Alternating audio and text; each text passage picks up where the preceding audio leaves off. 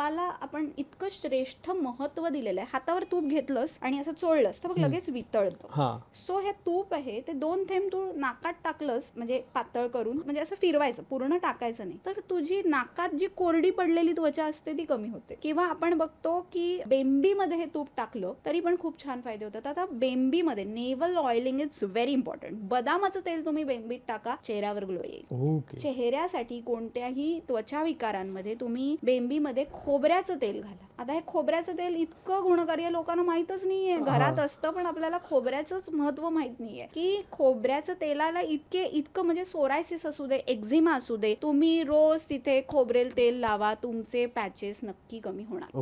लावण्याची पद्धत, आता सोरायसिसचा पॅच आहे समजा, काय करायचं तर पहिले एका वाटीत गरम पाणी घ्यायचं, गरम पाण्यामध्ये कापूस बुडवायचा आणि ते पॅचेसवर असं टॅप करून ना ते क्लीन करून घ्यायचं. यानी काय झालं, थोडंसं स्नेहन आणि स्वेदन झालं. खोबरेल तेल थोडं लावायचं आणि गरम पाण्याचा शेक द्यायचा. आणि त्याच्यानंतर आपल्याला जर गेरू मिळाला कुठे तर थोडासा जो तिथे गेरू आणि दही मिक्स करून लावल्यावर ही सोरायसिसची खाज कमी होते. पण गेरू अगदी कमी आहे, चिमूटभर, दही जास्त.